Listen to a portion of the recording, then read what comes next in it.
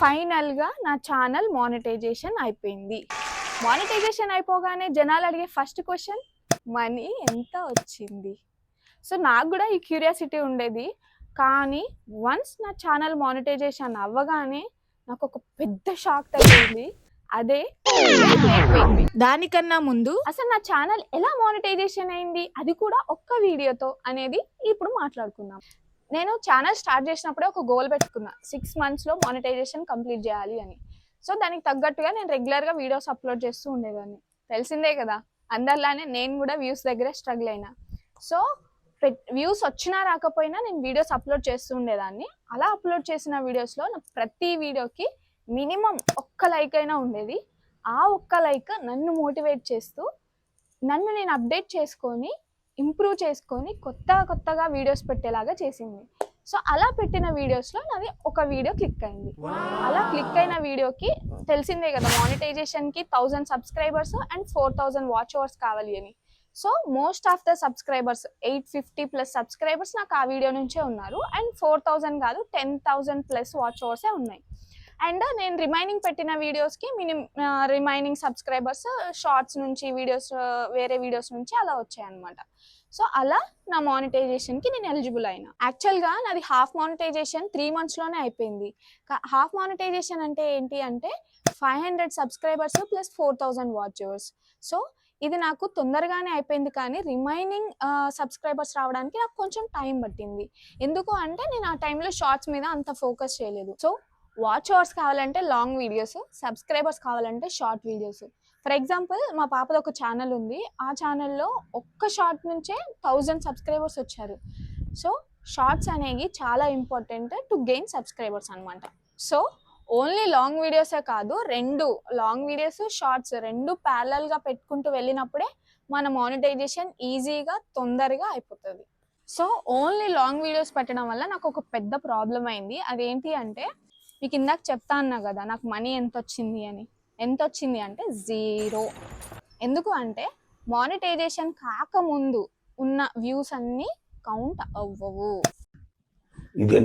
For example నాది ఈ video తీసుకుందాం, ఇది బాగా హిట్ అయింది, దీనికి 2 lakh views and 10K watch hours ఉన్నాయి.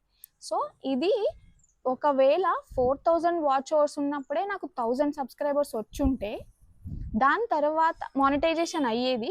దాని తర్వాత నుంచి వచ్చిన వ్యూస్ అన్నిటికీ నాకు యాడ్స్ ప్లే అయ్యేది, ఎంతో కొంత మనీ జనరేట్ అయ్యేది. ఎందుకంటే ఆ టైంలో ఆ వీడియో ఫుల్ హిట్ అవుతుంది. సో ఆ టైంలో మస్తు యాడ్స్ ప్లే అయ్యేది ఆ వీడియో మీద. నాకు ఆ యాడ్స్ ప్లే అయినందుకు నాకు ఎంతో కొంత మనీ వచ్చేది.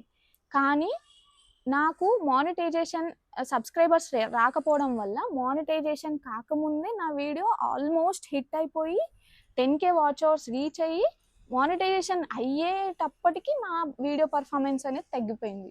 సో అలా తగ్గిపోవడం వల్ల ఇప్పుడు మానిటైజేషన్ అయిన తర్వాత ఎక్కువ వ్యూస్ రావట్లేదు, కాబట్టి ఎక్కువ యాడ్స్ ప్లే అవ్వట్లేదు. అట్లా అవ్వడం వల్ల నాకు ఎక్కువ మనీ జనరేట్ అవ్వలేదు. అందుకే నాకు మనీ అనేది 0 చూపిస్తుంది.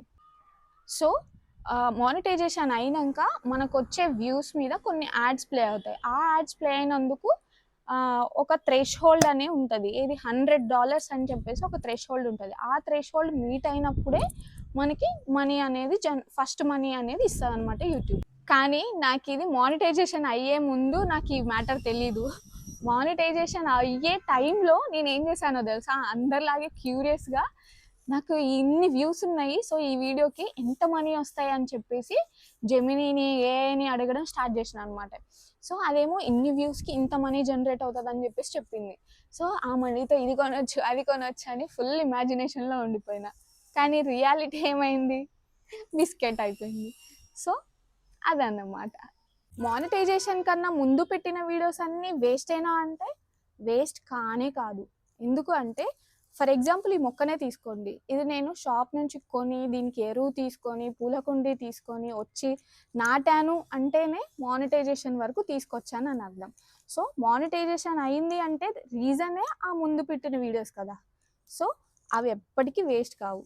మొక్క నాటగానే మనకి పూలు కాయలు ఇచ్చేసేది కదా, దీనికి రెగ్యులర్గా కేర్ తీసుకుంటూ ఉంటేనే అప్పుడు మనకి పూలు కాయలు ఇస్తుంది. అలానే మన ఛానల్కి కూడా రెగ్యులర్గా వీడియోస్ అప్లోడ్ చేస్తూ ఉంటేనే అది మనకి మనీ జనరేట్ అయ్యి ఒక థ్రెష్ హోల్డ్ మీద అప్పుడు మనకి మనీ వస్తాయి. సో రెగ్యులర్గా వీడియోస్ అప్లోడ్ చేయండి. మనం పెట్టే వీడియోస్ కూడా కొన్ని ఎవర్ లాస్టింగ్ ఉంటాయి, కొన్ని సీజనల్ ఉంటాయి. మనం ఎలా చూస్ చేసుకోవాలి అంటే ఎవర్ లాస్టింగ్ ఉండే కంటెంట్ చూస్ చేసుకోవాలి. ఎందుకు అంటే ఫర్ ఎగ్జాంపుల్ నుమాయిష్ వీడియో పెట్టాను నేను, అది సీజనల్ కాబట్టి ఈ టైం టు ఈ టైం వరకే ఉంటుంది కాబట్టి ఆ టైంలోనే హిట్ అవుతుంది, అది అంతే. ఆ వ్యూస్ కూడా ఆ టైంలోనే వచ్చి ఆగిపోతాయి. అదే ఎవర్ గ్రీన్ కంటెంట్ తీసుకున్నామంటే మనకి చూసేవాళ్ళు ఎప్పుడు దానికోసం సెర్చ్ చేస్తూనే ఉంటారనమాట. అలా సెర్చ్ చేయడం వల్ల మన వీడియో ఎప్పటికీ అది వ్యూస్ వస్తూనే ఉంటాయి. సో అలాంటి కంటెంట్ చూస్ చేసుకోవడం చాలా best. For example hair styles, sari draping, sari pleating, ఇలాంటి వీడియోస్ అనేవి అందరూ ఎప్పుడు దానికి అవసరం ఉంటుంది కాబట్టి దాని అవసరం సెర్చ్ చేస్తూనే ఉంటారు, అవి హిట్ అవుతూనే ఉంటాయి. ఈ వీడియో మీకు హెల్ప్ అయిందని అనుకుంటున్నాను. నాకు ఫస్ట్ మనీ వచ్చాక మళ్ళీ కలుస్తాను. అంతవరకు మీకు ఈ మానిటైజేషన్ రిలేటెడ్ ఏమైనా డౌట్స్ కానీ క్వశ్చన్స్ కానీ ఉంటే నాకు కామెంట్ చేయండి. సో దట్ నేను నెక్స్ట్ వీడియోలో దాన్ని క్లియర్గా ఎక్స్ప్లెయిన్ చేస్తాను. అండ్ ఈ వీడియో నచ్చితే లైక్ చేయండి అండ్ సబ్స్క్రైబ్ చేసుకోవడం అస్సలు మర్చిపోవద్దు. బాయ్.